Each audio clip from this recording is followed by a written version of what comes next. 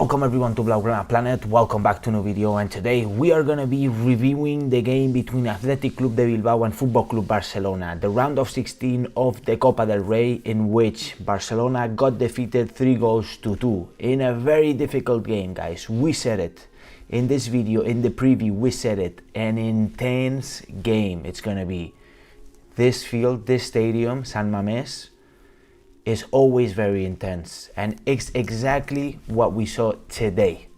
Athletic de Bilbao won clearly by intensity since the first minute until the very last minute, which we got to the extra time.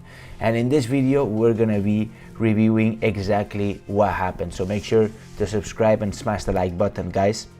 I think it's a tough day for the Culers. We fought today, it wasn't our game. I think that we didn't play our style of game. We didn't clearly have the ball in a good way. We did have good possession, but the fact is that it was a useless possession.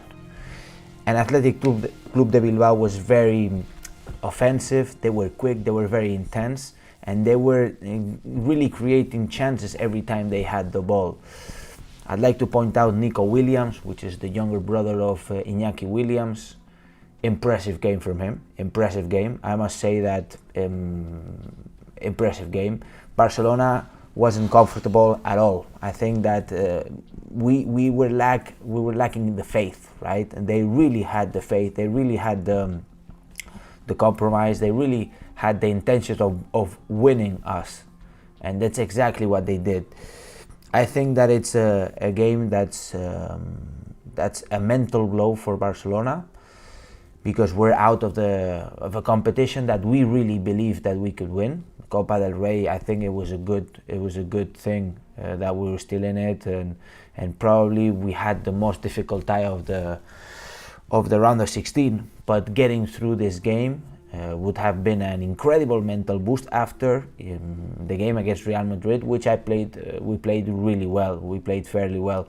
Tonight it was the other side of the coin, right? We didn't play well at all, guys. We didn't play well at all, and at the end, I think that we were surviving, right? We were surviving, and we were lucky with the goal from Ferran. Impressive goal from Ferran Torres, his first goal with Barcelona.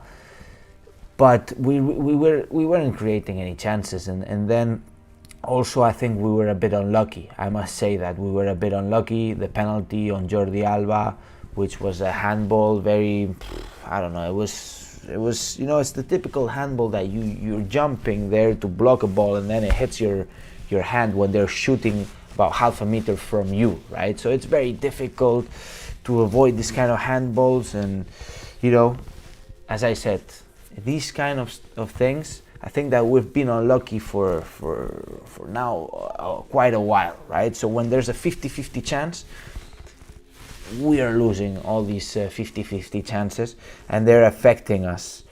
I think that in terms of injuries as well, it's kind of dramatic. Ansu Fati relapsed from his injury, and this is breaking news, guys. He relapsed from his injury and could be out for about 2 months. Tests are going to be carried on tomorrow. Okay, we still don't know the extent of the injury, but the first checks have been done, and it points out that it could be very well a relapse from his actual injury, which he was just recovered from. Pedri also got substituted, but apparently it's nothing serious. Jordi Alba, Piqué also suffered. By the way, I want to show you the actual lineup. This is the starting lineup. The defense, I think it's obvious. Piqué, Araujo, Alba, Alves. I must say that Alba tonight, a failure from Alba. I think we need a replacement for Alba, and also Dani Alves, guys. He's rusty, he's 38 years old. Are we expecting Dani Alves to play the whole season as a starter? I don't see it, guys. I seriously don't see it. I don't see it. Busquets, I think he improved today in regards from his last game, although we're seeing him a bit slow. But when the team is compact, then Busquets gives a good performance. Nothing to say about Busquets today.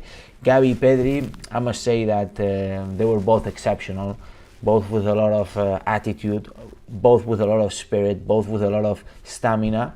I think that Pedri also improved a lot, and I'm really happy to see a midfield of Pedri, Gavi, youngsters. Once we find a replacement for Busquets, this is going to be a big step up. In terms of the attack, I think that it was very kind of useless, to be fair. Ferran Torres, he scored the goal, but apart from that, he wasn't there. He's coming back from an injury.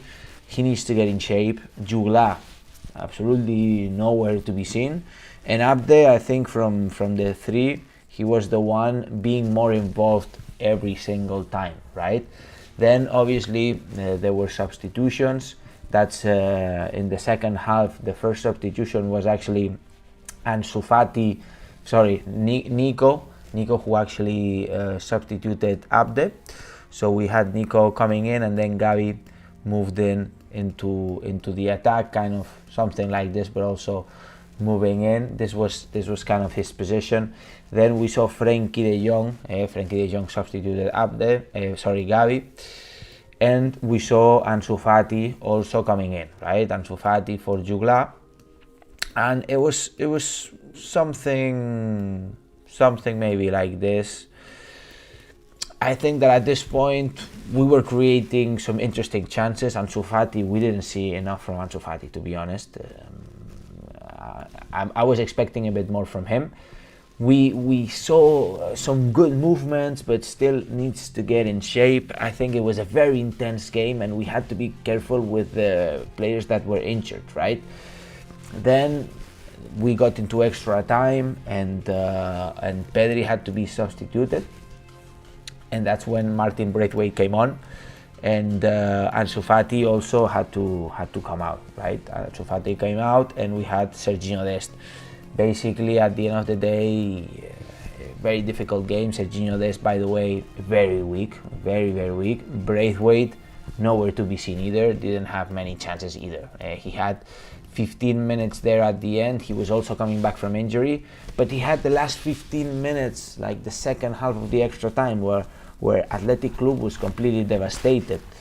Braithwaite, he didn't do anything. Anyways, he's coming back from injury. But again, guys, frustration. I think that Barcelona didn't play well. Xavi has a lot to work on, because if we have the possession doesn't mean anything if you're passing the ball between defenders. In fact, you're creating danger, because the other team is going to come and they're going to have a lot of pressure on our defenders, and then it's going to be harder for us to get the ball out. Although, if you play the ball in the defense and then you some way jump it into the midfield, then you can attack in a good way, because there's more space, because the other team has been pressuring your defense, and then if you skip that line of pressure, then you can go up. But again, guys, Xavi has a lot to work on, and I think that we need time. Now, focus on La Liga, which is very difficult. Let's focus on to get into the Champions League spots. And there's only one card that we can play, guys. There's only one card left, and it's the Europa League. Who would have said, right? But it's the Europa League. Let's go all in on the Europa League. There's a good thing about this as well, is the fact that we won't need to play these Copa del Rey games. Therefore, we'll have a break, and we'll have more time to recuperate our players and to get ready for La Liga, for the Europa League. Believe, guys. Tough blow. I expected a very tough game, but I also hoped that we could qualify. We have a team that is in construction, guys. It's really the reality, okay? And we must accept it. We must go on, guys. Thank you everyone for watching. Make sure you subscribe. Make sure you smash the thumbs up. I put a lot of love to this channel, and it's your channel, guys. So thank you everyone for joining. And as I always say, visca el Barça, visca Catalunya, and see you in the next video, guys. Remain strong, culers. Vamos, Barça.